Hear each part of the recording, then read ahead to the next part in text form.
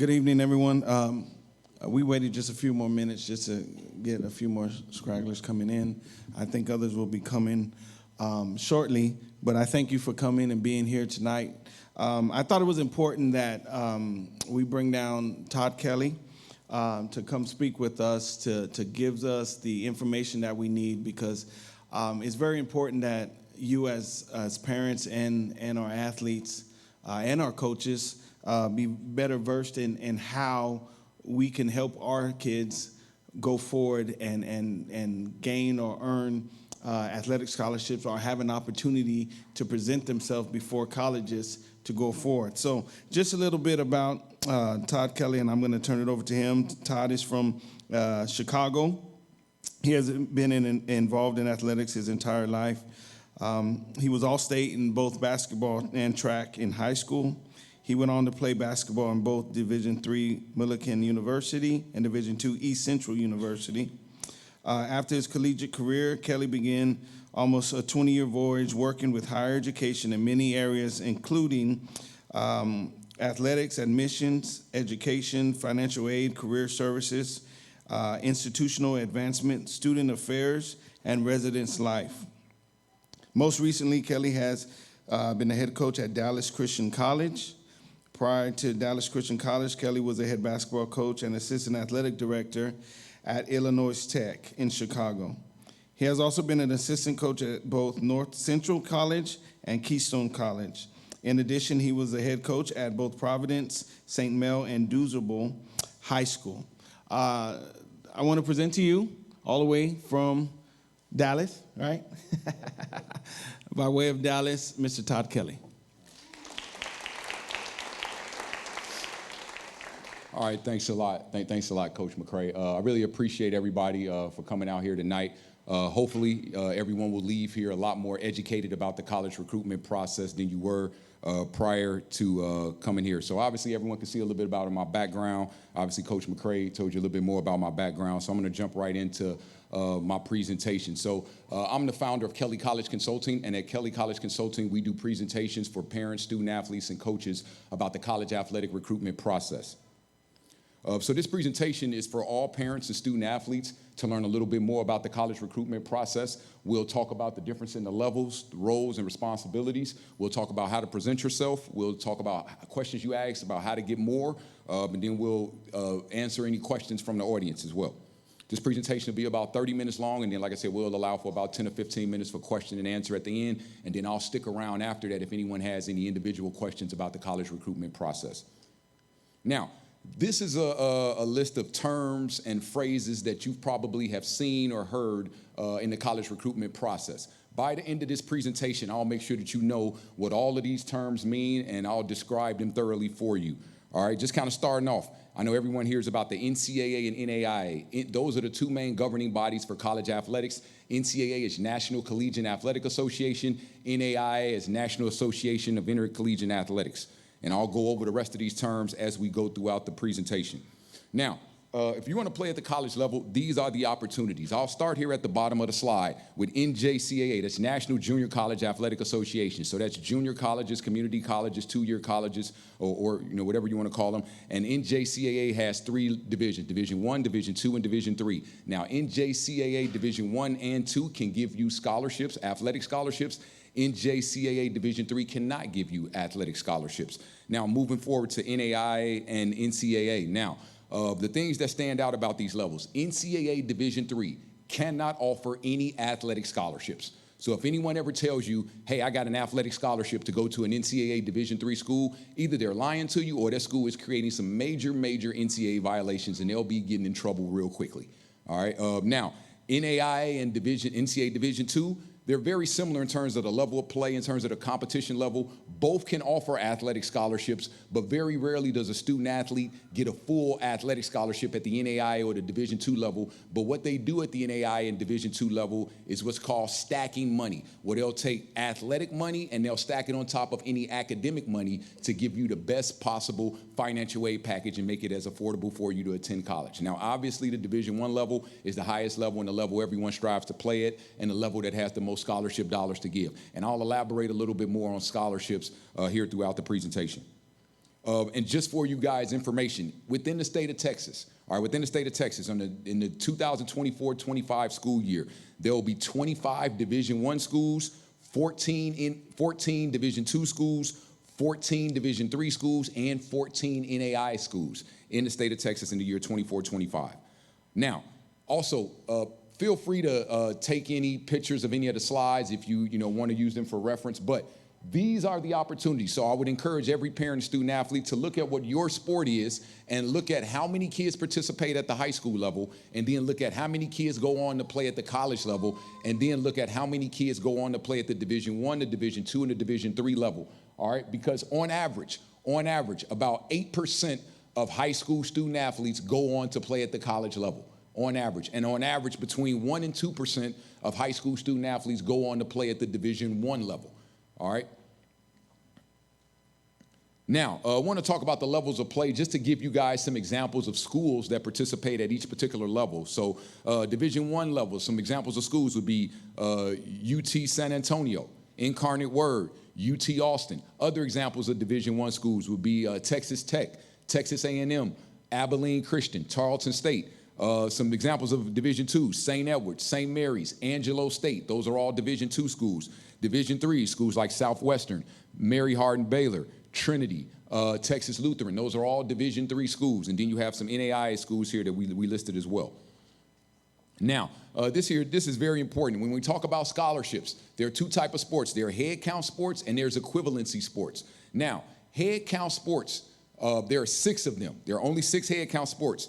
And this is at the Division I level only: men's basketball, FBS football, women's basketball, volleyball, tennis, and gymnastics. So for those 6 sports only at the Division I level, those are head count sports. And head count sport means that if you're offered a scholarship in one of those 6 sports at the Division I level, it has to be a full ride. There are no partials. So there's no way that a men's basketball player at the Division I level will ever get a partial scholarship. Men's basketball, women's basketball, there are only full scholarships at the Division I level because those are head count sports. Now, every other sport at the Division II level, every other sport at the Division I level, all Division II and all NAIA sports operate as equivalency sports. And the best way to look at equivalency sports is, for example, if tuition at a school is $20,000 and a coach has 10 full scholarships, that means that coach has $200,000 to divide up how he wants to. So he can give one student $10,000, one student $5,000, one student $1,000, one student a full ride. So it's up to the coach's discretion in those equivalency sports how much money a student athlete gets in athletic scholarship dollars. Now, here's an example of how many scholarships are available at each particular level for each particular sport. So I encourage every parent and student athlete, find your sport. This is the female example. Now, there's one mistake on here because NAIA used to have 2 divisions, but now NAIA is only 1 division. So for NAIA women's basketball, there's only 8 scholarships. And I want to ask a question. Why is that middle column blank? Does anybody in here know why that middle column is blank? Can anybody tell me why?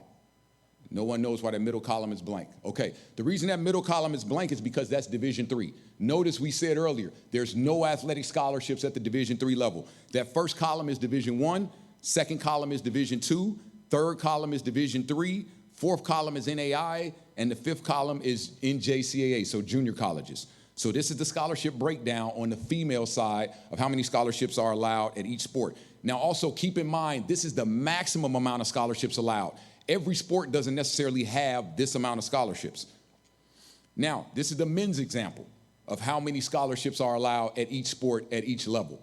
Now, one thing I want to point out here, I think it's a big misconception that the higher level you play at, the more scholarship dollars you'll get. But in a sport like baseball, for example, there's only 11.7 scholarships at the Division I level, meaning that very, very few student athletes that play Division I baseball are going to get a full ride, and actually very few get a half ride. All right, so it's not necessarily true that the higher level you play at, the more scholarship dollars you get. And I'll give you an example. Say a student athlete is getting recruited to play baseball at the University of Texas. Say tuition is $50,000 there. And say that kid gets a 0.5 scholarship, which is half of a scholarship, which is $25,000. That student is still going to be paying $25,000 a year to play Division I baseball. But say, for example, that same kid is getting recruited by Trinity in San Antonio. Say tuition at Trinity is $50,000 as well, but that kid gets a $30,000 academic scholarship at Trinity. Well, now you have a student athlete that's paying $20,000 to play Division III baseball, and another student athlete that's paying $25,000 to play Division I baseball. So don't think just because you're going to Division I, you're going to get more scholarship dollars, or because you're going to a Division II, you're going to get more scholarship dollars, or you're going to pay less in tuition than you would at a Division III or NAIA. Now, I want to talk about a little bit about roles and responsibilities. When I was coaching at the high school level, I used to always hear parents and student athletes say, oh, it's my coach's fault I didn't get a scholarship, or it's my coach's fault I didn't get recruited, or it's my coach's fault I didn't go D1. It is not your coach's job or your coach's responsibility to get you recruited or to get you a scholarship. In this day and age, parents and student athletes can take the recruiting process into your own hands, and I'll show you how in later slides here. Now, these are the roles and responsibilities. Now, your coach should be able to provide you with film, stats, and a schedule. Your coach should be able to give you an honest evaluation of what level they think you can play at, whether they think you can play at the Division I, the Division II, or the Division III level. They should be a resource and a support system in the process, because I like to say that the recruiting process should be a team effort. It should be the parent, the student athlete, as well as the high school and or club coach, or both, should all be helping in the student athlete's recruitment. And I just want to stop right here and kind of talk a little bit about club, travel, AAU sports, or whatever you want to call it. I feel that if you have the resources available, it's best to play both club, travel, AAU, and for your high school team, because that gives you two opportunities to get seen by college coaches. That gives you two coaches that can be references for you for other college coaches, and it gives you an opportunity to play two different roles on two different teams where you can show different skills in two different settings. So if you have the resources available, I encourage you to do both club and travel and your high school team. However, I also encourage you to do your research on the club and travel teams, because if you play on the wrong club and travel team, it can be a complete waste of time and money. But if you play on the right club or travel team, it can really help you improve as a student athlete, and it can really help boost your recruitment. So really make sure you do your research when you're looking at club and travel teams and which one is the right club or travel team to play on. Now, I want to talk about eligibility here for a second. Now, on the right side is NAIA eligibility. So to be eligible to compete at the NAIA level as a freshman, you have to meet two of those three criteria. You have to either have an 18 ACT or an 860 SAT. You have to have a 2.0 on a 4.0 scale, or you have to rank in the top half of your graduating class in terms of your class rank. Now, in terms of NCAA eligibility, now for the class of 2024 as well, and moving forward, the test requirement, meaning the ACT and SAT, has been waived.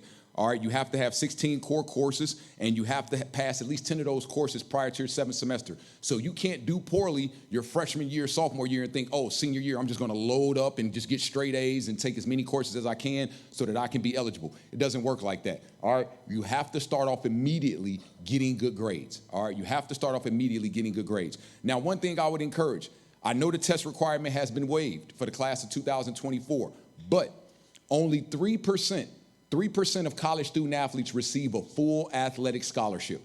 So that means the other 97% will probably have to rely on some form of academic scholarship to help fund their tuition.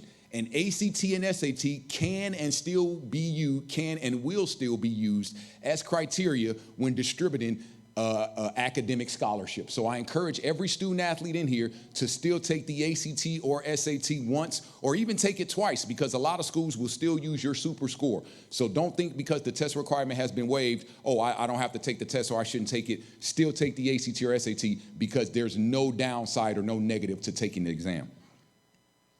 Now, just want to kind of lay out a guide here for what parents and student athletes should be doing each year during the process. Now, freshman year, the most important thing any freshman student athlete can do is get good grades. That is absolutely the most important thing any freshman student athlete can do, is start establishing yourself academically and start getting good grades. That's the most important thing. Also, now I know every parent wants their kid to get a full ride, wants their kid to get a full athletic scholarship, but that just doesn't happen for everyone. So freshman year is a really good time for parents, for you to start thinking about what's a realistic budget for college and how much you can afford to pay each year for your child's college tuition. Sophomore year, I encourage everyone, pick out whatever sport it is you play, go look at the size and measurables for the student athletes at each level. So for example, if you want to be a linebacker, go look at the height and weight of linebackers in 40 time a D1. Go look at the height and weight of 40 times of linebackers at D2. Go look at the height and weight of 40 times of linebackers at the D3 level. And if you are not close to those numbers, the chances that you can play at that level are very, very slim. All right, so you really have to be realistic with the recruiting process and know if your size and your weight and your measurables are comparable to the level you think you can play at. All right, also sophomore year, something very important. A lot of student athletes don't get enough rest. A lot of student athletes don't eat a proper diet. So it's very, very important as a student athlete that you start making sure that you're getting 8 hours of sleep every night and that you start thinking about your diet. That doesn't mean you need a nutritionist or you need to start counting calories or anything, but start being aware of eating your fruits and vegetables, not eating as much junk food, not drinking soda. Those things are really important because you want to be able to perform at your maximum level when college coaches are there to see you play. So making sure that you get enough rest and making sure that you are eating a proper diet are very, very important. And some of the other things on here, like getting your social media account in order, I'll go over that in later slides. Also, putting your student athlete resume together, I'll get into that in later slides as well. Now, junior year, there'll be student athletes in here that'll be recruited by dozens of schools. So it's very important junior year to start creating a spreadsheet to get your recruitment organized. Have a spreadsheet and have each of your schools lined up, and then have your admission, whether you've been admitted to the school, whether you've went on a visit, whether you've been offered a scholarship. All right, make sure that you get your recruitment organized by junior year. Also, making sure you're on track to graduate with your core courses, all right? Now, also, one other thing. A lot of parents, student athletes, you guys get emails all the time about this camp or that camp or this exposure showcase or this All-American camp. I'm going to tell you, 90% of those are money grabs. So really, really be careful and do your research on what camp or clinic or showcase you decide to spend your money on, and make sure you ask the organizers of those tournaments or those showcases some questions. Ask them, hey, what colleges are going to be here? When you held the showcase last year, what colleges were there then? What student athletes were in the event last year? What colleges did they go to? What colleges were they recruited by? Because once again, a lot of them are money grabs, and a lot of them are just people are just bringing kids together, and there may not be the college coaches there that you may think are there. And I'll give you one example. There was one camp, it was a basketball showcase, and a mom paid, I think, $250 for a kid to go to the showcase because she was thinking, hey, he's going to get seen by Division I coaches. And the event was held during the dead period where D1 coaches couldn't even come out. All right, so make sure that you do your research on any of those camps or clinics or All-American showcases or anything like that, because once again, a lot of them are money grabs and a lot of them are not necessarily worth the money that they're charging. Now, senior year, very good time to make sure that you are aware of application deadlines. And if you are going to apply to multiple schools, fill out the Common App, because the Common App is used by over 1,000 schools in the country. All right, also checking in with your counselor to make sure that you're eligible and that you're meeting eligibility requirements. All right, making sure that you complete the FAFSA. Now, the original date was October 1st, but now the FAFSA date has been pushed back to December. All right, so making sure you have that filled out as well. All right, and making sure you have a backup plan once you do pick a school. Now, who here has heard of NCSA or Be Recruited? Have anyone here heard of those organizations? Raised by show of hands? Okay, I'm here to tell you, you don't need those organizations to help you be recruited. All right, because if you paid NCSA, whatever it is they charge, $1,500, $2,500, your profile page will look just like this. And any student athlete in here can put this together in less than an hour. Less than an hour. And the components of a student athlete resume, having an action photo, having your accurate physical attributes. So when you put your physical attributes, one thing I always tell kids, don't put that you're 6'5" when you're only 6'2". Don't put that you weigh 220 when you only weigh 190. Make sure that you have accurate stats, accurate physical information, because you don't want to mislead college coaches, all right? Also, make sure you have your academic information, your academic accolades, whether you're honor roll, National Honor Society, whatever the case may be. Make sure you have your athletic accomplishments, whether you're all conference, all region, all district, all state, all American, whatever the case is. All right, make sure you have a link to your film. All right, now one thing I want to talk about film right here. As far as film is concerned, make sure that when you send film to college coaches, it's legitimate film. And what I mean by that is, as a college coach, I've gotten film sometime where someone took film from their phone in the stands and their hand is shaking and it's people yelling in the background and I can't even easily identify the student athlete that I'm trying to look at here. So make sure, now I'm not telling people to go get film professionally done. You don't have to do that at all. But make sure that your film is legitimate and that the student athlete is easily identifiable and that the plays and that the person that we're looking at, I know exactly that I'm looking at a white team number 25 or black team number 18. Also, make sure that if you put music on your film, make sure that it's instrumentals or that the music is clean. Because the last thing a college coach wants to get is music with profanity and foul language. No one wants to hear that. All right, so make sure that if you put music, make sure it's clean or don't put music at all. Either way, all right? But make sure you don't, because what you don't want to do is that film get you unrecruited, all right? Oh, I want to kind of back up here as well. Now, your high school and club coaches' contact information also is very important because any college coach that's recruiting you, they will reach out to your high school or club coach, and they will ask them some questions. They will ask them, hey, is this person, are they a leader? Do they show up on time? Do they have a good attitude? Are they coachable? Do you like having them on your team? Should I want them on my team? Are they a winner? Those are the questions that college coaches are going to ask your high school and club coaches when they reach out to you, when they reach out to your high school coaches about student athletes.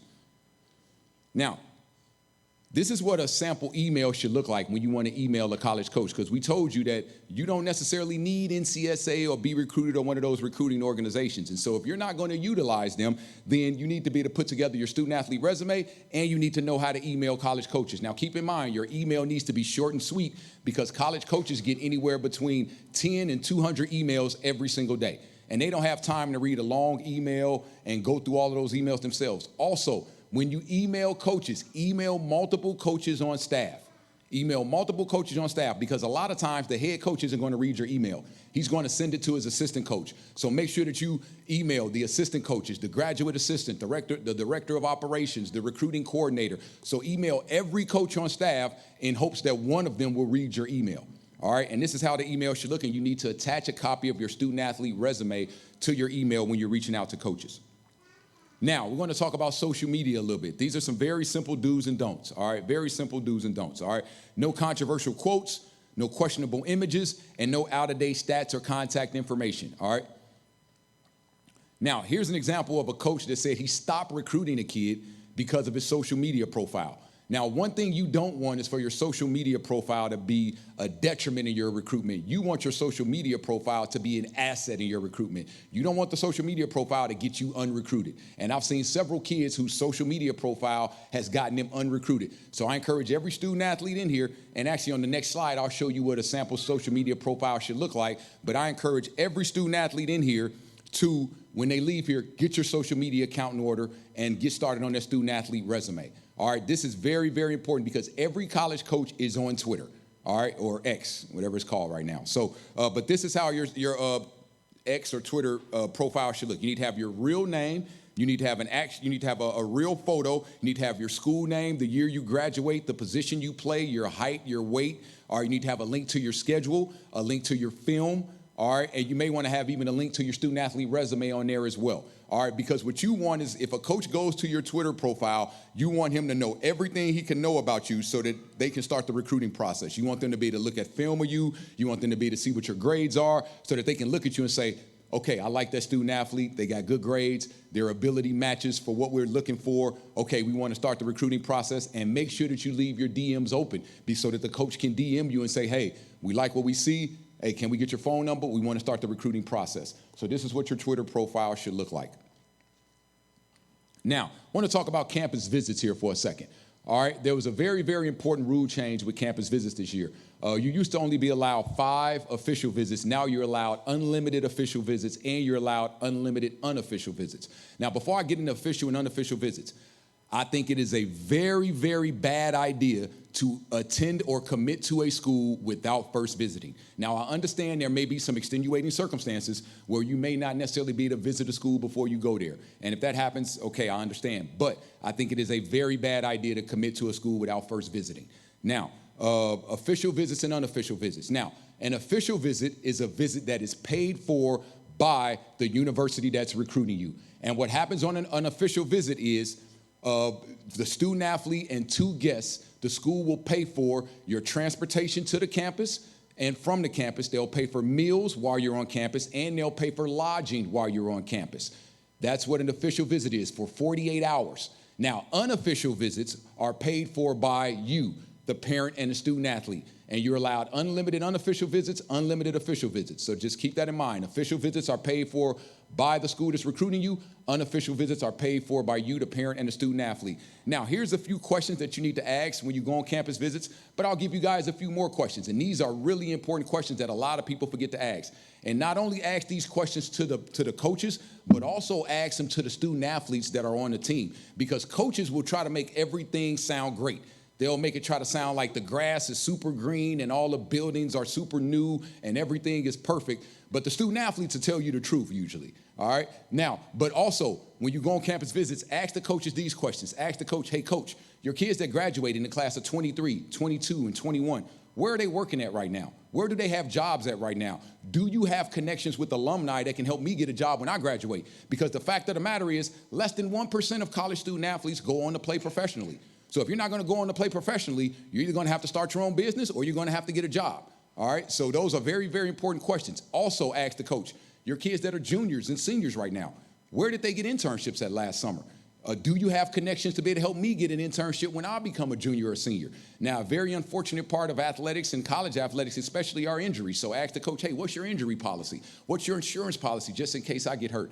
And one other thing, a lot of smaller colleges, whether it's Division II, Division III, or NAIA, they don't have sufficient budgets. So a lot of times there'll be a fundraising component or a fundraising requirement for the student athlete. So ask the coach, are there any fundraising requirements? What's our off-season schedule like? Are there any summer requirements? So these are all questions that you need to ask the coaches and the student athletes when you go on campus visits. Now, how do you know if you're being recruited or not? Like when I was coaching at the college level, I would always ask student athletes, what schools are recruiting you beside us? And they would give me some answers that I thought were legitimate. And then they would obviously throw some type of wild card in there. They'll say, I'm getting recruited by these schools and I'm getting recruited by Duke. And I'm like, how is Duke recruiting you? And they'll say, oh, they sent me an email 4 months ago. They not recruiting you then. The way you know if a school is really recruiting you, are they in constant contact with you? Have the coaches come out to see you play? Have they offered you a scholarship? All right, have they invited you to come on a visit? Obviously, they invite you for an official visit. You're a little bit higher priority than if they invite you on an unofficial visit. All right, have they reached out to your high school or your club coach? Have any of the current players reached out to you? And I always tell parents and student athletes, if the only contact you've had with a school has been with the head coach and the head coach is reaching out to you, on a weekly or bi-weekly basis, you are no question a high priority and a tier 1 athlete for their school, because the head coach is only reaching out to the high priority recruits. Now, if the only contact you've had has been with the assistant coach, you're probably more of a tier 2 recruit. All right, so you're not necessarily a top tier recruit if that's the case. All right, so this is how you know if you're being recruited or not and if you're a priority.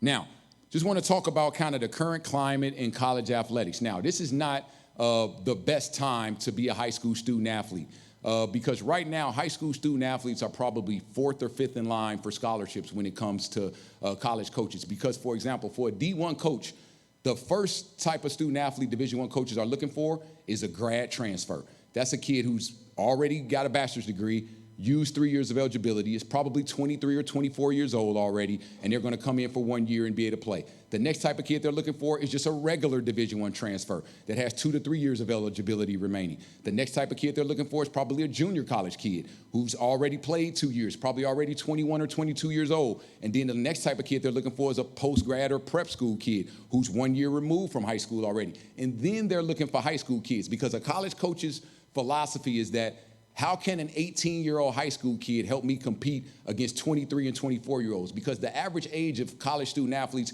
is much older than it was when you parents were in college or when you were in school, all right? Because obviously, you guys are aware, a lot of student athletes got the COVID year, right? So those COVID year kids are going to phase out either this year or next year. But let me just give you guys an example. I was watching a college basketball game, and they said the starting lineup was 25, 25, 23, 22, and 20.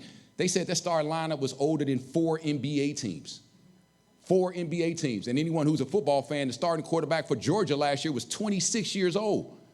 26 years old for a college student athlete. So college student athletes are older and older now. So college coaches are trying to bring in student athletes that can help them compete right away. All right. Also, want to talk a little bit about financial aid and financial aid packages. Like I mentioned, the first day that you can fill out the FAFSA is in December. And now the FAFSA is the free application for federal student aid. And once you fill out the FAFSA, you'll get what's called your EFC, which is your expected family contribution.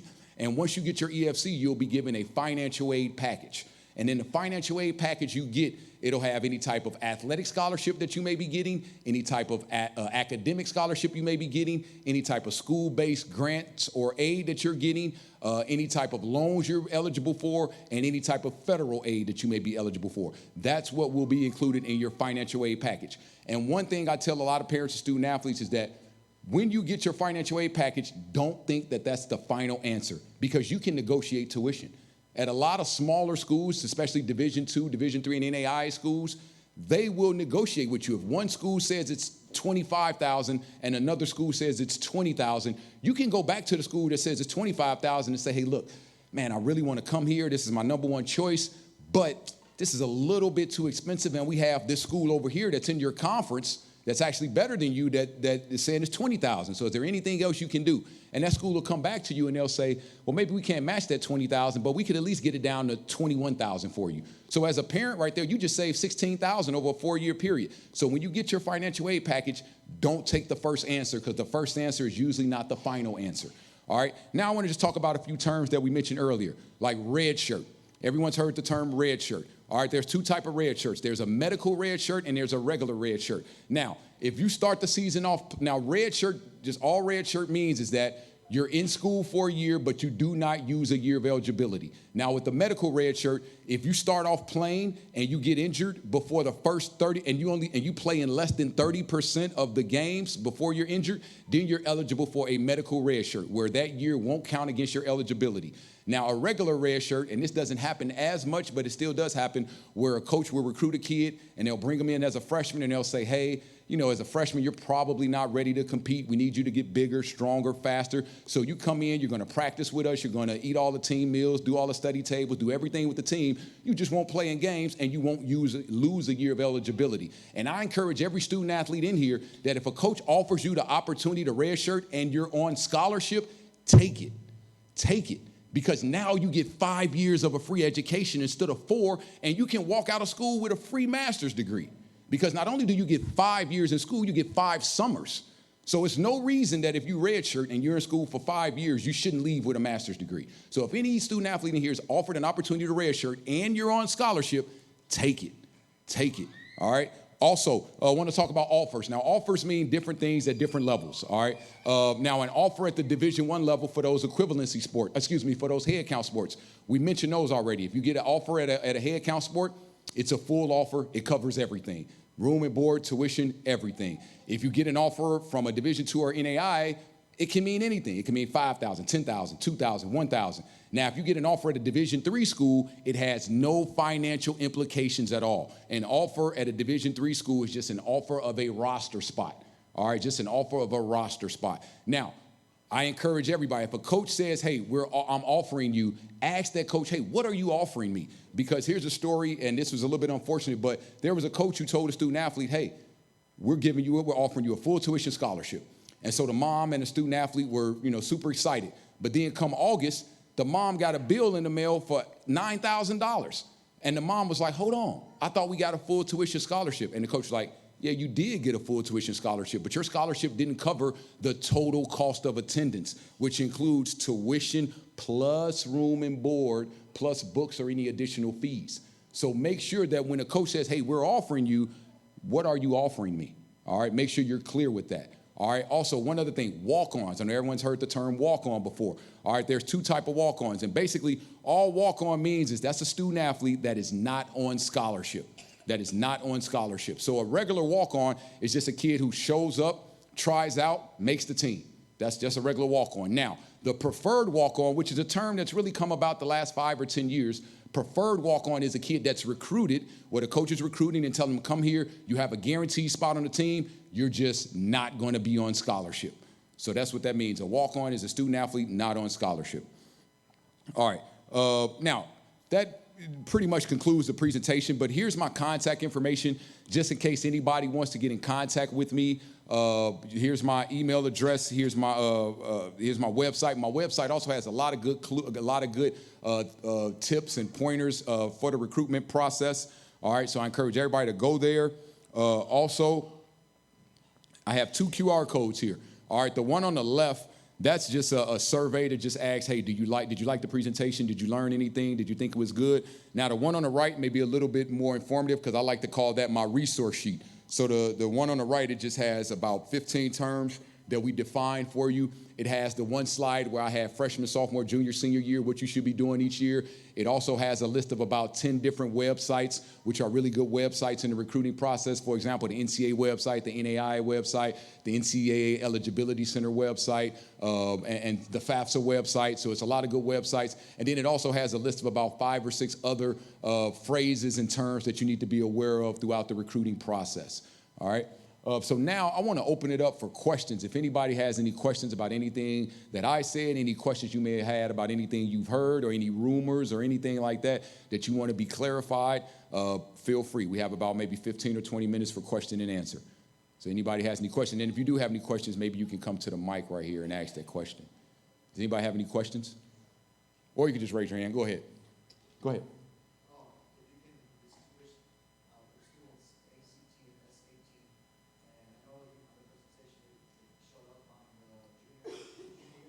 Yeah.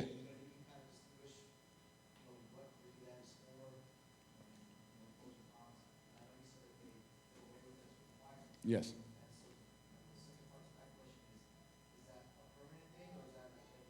It's permanent. I don't think that they're ever going to reinstate having to take the ACT or SAT.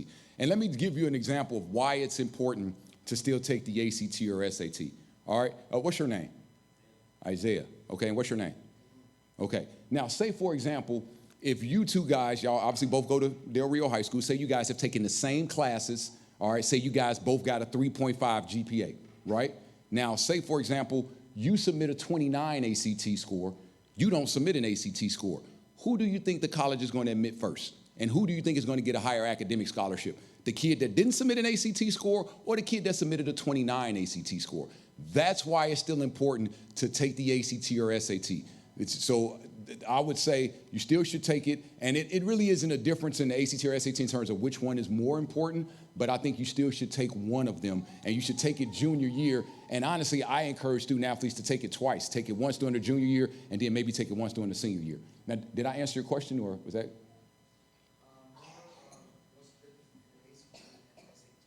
Oh, okay, there are different exams like the ACE. Pretty much, I mean, they test like the same things, so it's really not much of a, I mean, the tests are different. You know, they're the same length of time, though, but it's really not a big difference in terms of how colleges view you taking one or the other. You know what I mean? Like a college isn't going to say, hey, he took the ACT, he took the SAT, we want him more. Because it's an equivalency. So, for example, like a 1500 SAT, it'll be the equivalent of like a 34 ACT. So they have scales that kind of equate the two exams. So one is not more important than the other. Any other questions? Yes.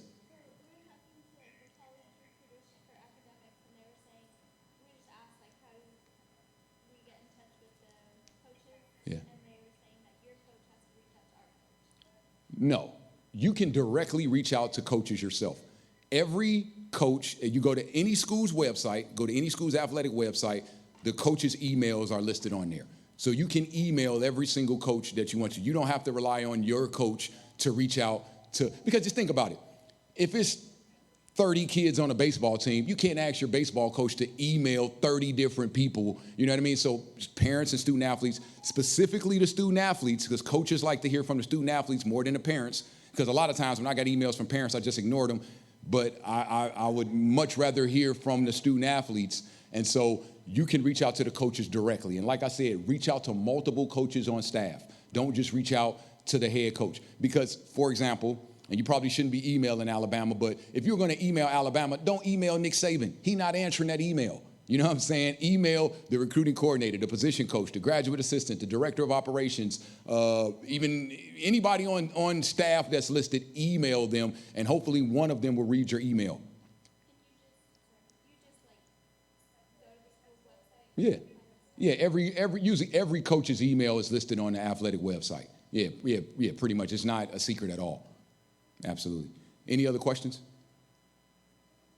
Any other questions about any things you guys have heard, anything you want clarification on as far, oh, there you go, sorry.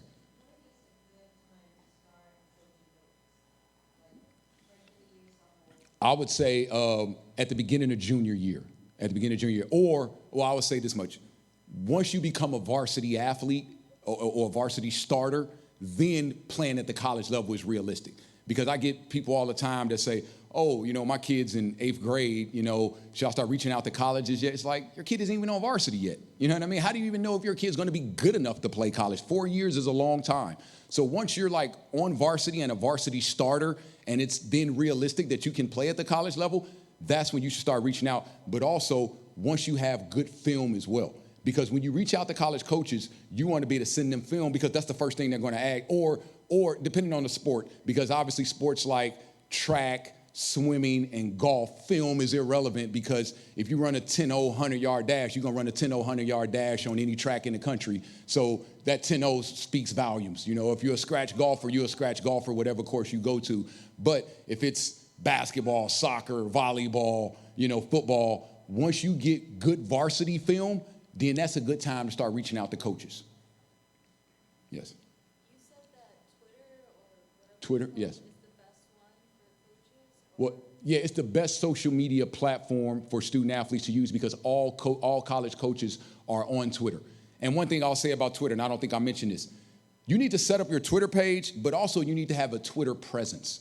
All right, so you can't just set up your Twitter page and just leave it there. You know what I mean? And just don't do anything. So I encourage student athletes to tweet something every week. You know what I mean? Tweet out, hey, we had a big week this week. We got 2 victories, and we play for district championship next week at 7 o'clock versus whoever. You know what I mean? So just have a presence on Twitter and just kind of tweet out something every week. But Twitter is by far the best social media platform for students to use, and every college coach is on social media as well, is on Twitter as well. Any other questions? Yes. When it comes to social media and you're referring to being active on Twitter, college coaches, just common sense, I assume, look at other social media platforms to check on. Yes, if they're really serious about you, yeah, they'll try to find out everything they can about you. They'll look at your other social media platforms, Instagram, whatever.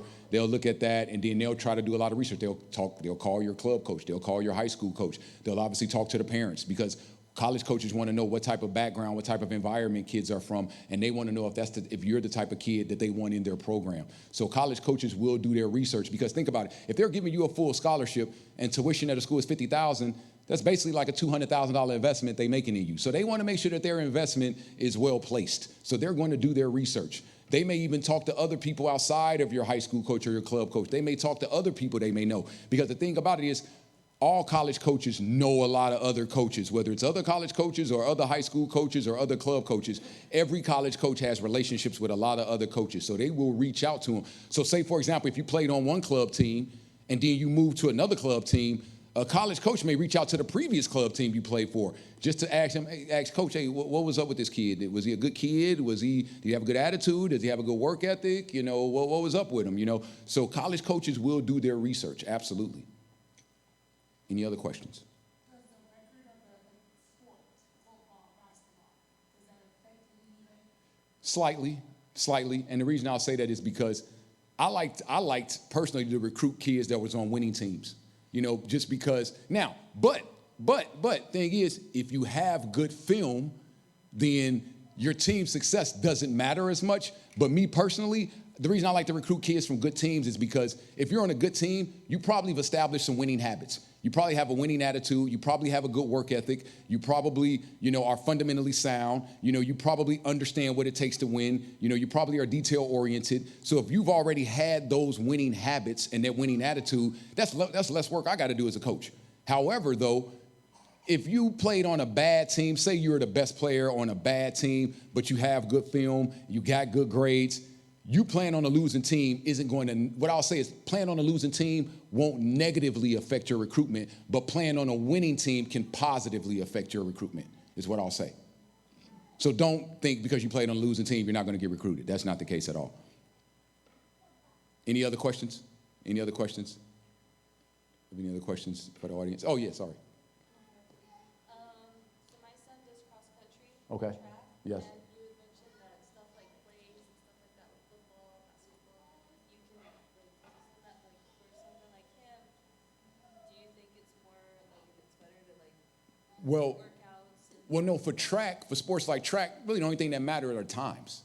You know what I mean? So the film don't matter. Like I said, if he's doing a 4-minute mile, you know what I mean? You're going to do a 4-minute mile any mile you run. You know what I mean? So the coach doesn't need to see that on film. You just need to reach out to coaches and say, hey, I ran a 4-minute mile. I finished first in district in cross country, and that will get their attention. So film isn't important in sports like swimming, track, golf. Film isn't that important in those sports. It's just more about your times or your scores or your distances or that type of thing. So don't worry about film, but make sure that he has accurate distances for all of the events that he's in. That's really important as well, though. Any other questions? Any other questions? This is the time to ask if you guys have any questions. All right, if no one else has any other questions, yeah, Coach McCray. You briefly started talking about people's roles. Okay, yes. Can you go back to that slide and kind of talk a little bit more about what everyone kind of do, don't, parents do, don't. Absolutely. Okay. Now, I'll say this much. Now, as far as parents are concerned, college coaches do not want to field calls from parents about college recruitment. All right? College coaches want to communicate with the student athlete because the student athlete is who the college coach will have communication with throughout the next 4 years. So they don't want to necessarily hear from a parent calling them saying, hey, man, my son's really good. You need to recruit him. Or my daughter's really good. You need to recruit him. They don't want to hear that. You know what I mean? They would much rather hear from the student athlete when it's any type of communication. Now, the role of the parent, what I like to say is, who here's golfed before? I like to golf a little bit, you know what I mean? Okay, you don't have to golf to understand this analogy, but everyone knows that every golfer has a caddy, right? And the caddy's there to tell the golfer, hey, watch out, it's water up there 150 yards, or watch out, it's a sand trap over there, or watch out, you can't go straight here. So the way I look at it is if the student athlete needs to be the golfer, the parent needs to be the caddy. The parent needs to be with the student athlete every step of the way, reminding the student athlete, hey, did you fill out the application for this school? Hey, did you get back to this coach about the campus visit? Hey, did you schedule the visit to this school? Hey, did you take your ACT? Did you register for the ACT? Hey, do you have all your core courses in line? So the parent needs to be there every step of the way with the student athlete, just kind of in their ear, reminding them about certain things, making sure that they're on point. Now, the high school coaches and club coaches should play a similar role in the situation. And the hope is that the high school and the club coaches are on the same page. Now, I know a lot of times that's not the case, but the high school coach's main role is just to be a support system. The high school coach role is that, say, for example, if to be available is the one thing, because college coaches are going to call a high school coach. And the most annoying thing for me was when I called a high school coach and I couldn't get in contact with a high school coach, and it was a kid that I was trying to recruit. So high school coaches need to make themselves available so that they can at least talk to college coaches to at least comment on a student athlete. The high school coach should be able to give an honest evaluation and tell a kid, like, look, I think you're probably not quite a Division I player, but you're probably more of a Division II or a Division III player. All right, a high school coach should be able to do that. All right, a high school coach should be able to write a letter of recommendation or a letter of reference if you need him to do that. All right, a high school coach should be able to, just give you like pieces of advice in terms of what can help you get to the next level. Like when they evaluate your game and you say, because for example, every student athlete needs to let their high school or club coach know their desire to play at the college level probably before their junior season. Just so that coach kind of knows, okay, this kid wants to play at the college level. And so hopefully that coach can tell you, hey, okay, if you want to play at the college level, these are the things you have to improve. This is what you got to do better. So that's kind of the role of the high school coach, is to kind of just be there as well along the way and just to kind of be a resource throughout the process. And one thing I encourage parents to do is that if a high school coach tells you that, hey, we think your child is a Division II player or a Division III player, please don't get offended by that. Because I've heard a lot of people that have been offended when someone says, hey, you're a Division III player. Telling someone that they're a Division III player is telling them that they're better than 93% of the student athletes that are playing in high school. Because only 7% of the student athletes that play high school are going to play in college on average. So if someone telling you you're better than 93% of everyone that is doing what you do, you're an elite company right there. So please don't get offended by that. And also one other thing, this is slightly off the subject of your question, Coach, but I mentioned Division III, and I think a lot of people look down on Division III because you can't get athletic scholarships. However, Division IIIs can give some very, very significant academic scholarships, some very, very significant school-based grants, and Division IIIs can be very, very affordable for the right student athlete. So don't look down upon Division III because it's not as glorious as Division II or not as glorious as Division I. But I think those are the roles that those coaches should play, and that's pretty much it. Hopefully I answered that question. Any other questions you guys had? There you go. Yeah.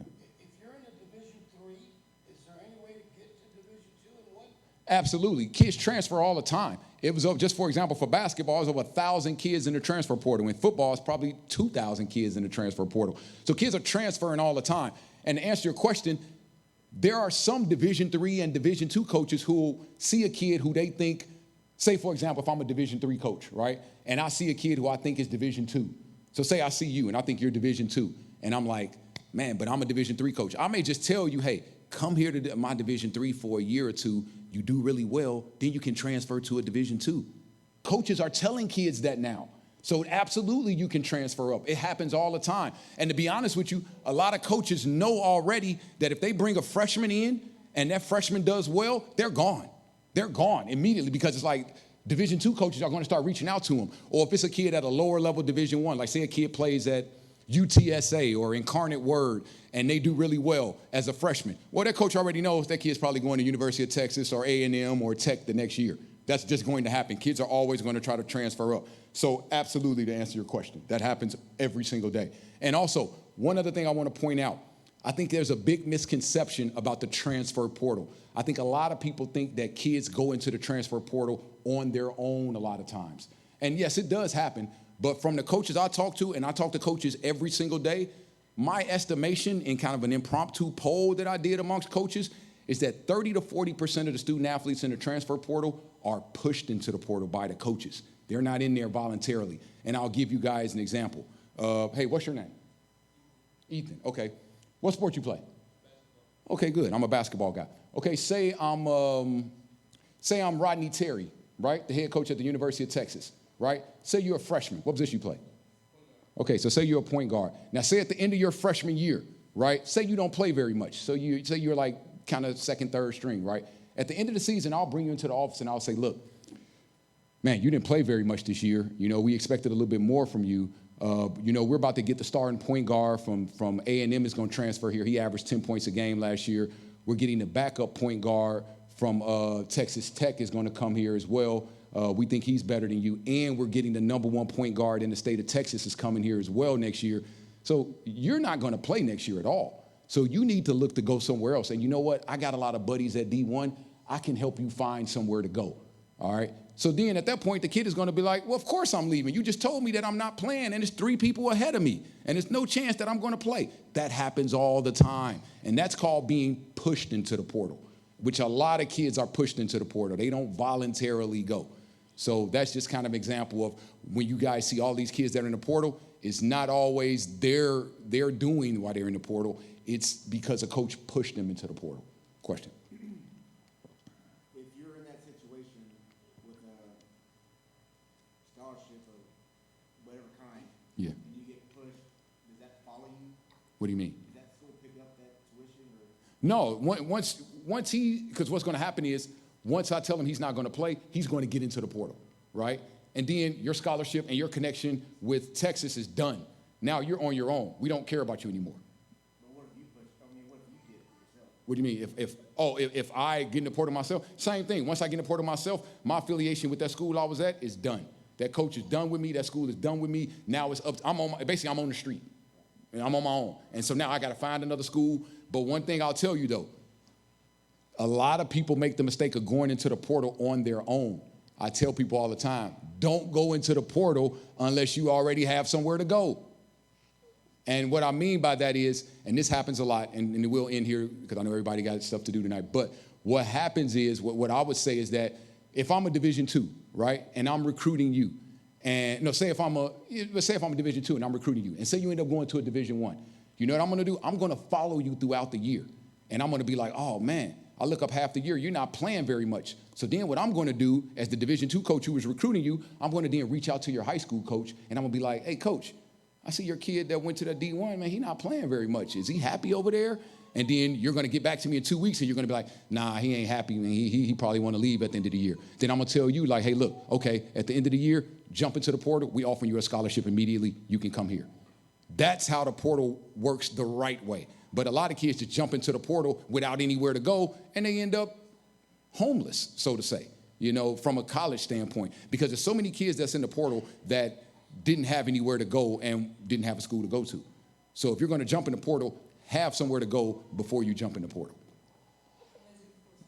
Unless you're forced to, yeah. But even if you're forced to, you could still try to put some stuff in place before you do it. Yeah. Coach, once you're in the portal, does the portal give you information about that student athlete? Yeah, so basically the portal, they make it sound like some mysterious place or something like that where you just are floating in the sky.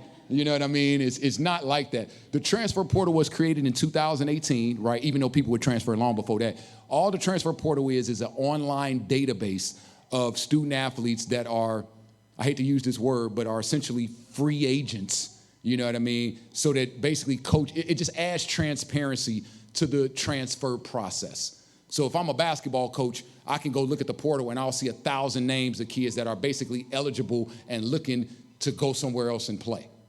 So, yeah, that's pretty much what it is. The reason I asked Coach is because a college coach called me to ask me, is one of our athletes in the portal? And I said, yes, he's in the portal. He's like, I don't see his name there. I only see I see his name, but I don't see information on him. So that's why I was asking. Well, to get in the portal, too, you have to go through your school's compliance office. So I don't know if that kid you have to go to your compliance officer and you have to get what's called a release, essentially where you're released from any type of affiliation with that school and released from your scholarship and all of that stuff. And then once you get your release, once you go through your compliance person, then the compliance person will then make sure that your name is on the list of kids that are eligible to transfer. So maybe the kid didn't go through the compliance person first. And like you said, if a coach called you and asked you that, was it because he probably wants to get that kid, right? Exactly, that's how it works. They're going to reach back out to the high school coach just so. He was at Tarleton. They wanted him at Kingsville. They was going to offer him a full ride. I don't know what kind of scholarship. Right. That's what he wanted. And the coach, I don't know if this is bad of me, Coach, but I always tell my athletes, when you talk to the coach, if you get to know him, get to talk to the coach. So in other words, what I'm trying to say is, I tell the athletes to make sure they connect with the coach. Right. Because the coach, if they're contacting you, that means they want you. Absolutely. And the coach would ask me questions like, hey, coach, does he like hunting? I go, he loves hunting. He loves fishing. He loves all that. Right. And so he would connect with the athlete and tell him, like, hey, coach. All right, absolutely, absolutely. Now, before we get going, I'll just bring up two more points, all right? Number one, please don't ever burn any bridges in the recruiting process, all right? Because coaches move from year to year. So say, for example, if you think you're a D1 player and you got D2 coaches calling you and you're like, forget y'all, I'm going to hang up on you because I'm not going D2. Please don't ever do that because that coach that's coaching at D2 today may be coaching D1 tomorrow, all right? So don't burn any bridges in the recruitment process because coaches literally move from year to year, job to job. Also, when you're evaluating a school, you should look at schools from 4 different areas. Look at schools academically, athletically, socially, and financially. And if you're looking at a school strictly from an athletic standpoint, the most important thing you want to look at is you want to go somewhere where you're going to have the best chance to play and the best chance to win. Because if you go to a school and you're sitting on the bench and you're losing, you're probably going to be unhappy and you're probably going to want to transfer. All right, so try to go to the school where you're going to have the best chance to play and the best chance to win. And the final thing, I always tell people, it's not about playing at the highest level. It's about playing at the right level because it's always better to go to a good D2 than a bad D1. Always better to go to a good D2 than a bad D1. And I'll give you guys one final example. All right, what's your name? Isaac, okay. I'll ask you this then. Would you rather go to, say, UTSA, right? You're on full scholarship, playing football. Say you're a linebacker, and say you're on your third string. You barely get any snaps on special teams, right? And y'all go 2-10. 2-10 at a Division I, but you're on full scholarship. Or would you rather go to Angelo State, which is a Division II, where you start, play a lot of snaps, and you guys go 10-2? Which one would you rather have? Angelo State, exactly, right? So the point of me saying that is you want to go to the school where you're going to have the best chance to play and the best chance to win, because I've seen very few student athletes that are getting significant playing time and winning that are unhappy. That just doesn't happen, all right? So if there's no more questions, I want to thank everybody for coming out. I really want to thank Coach McCray for bringing me out here. I want to thank everybody for coming here and hearing this presentation. I'll be sticking around for a couple minutes afterwards just in case anybody has any individual questions. But again, thanks a lot. Really appreciate everybody.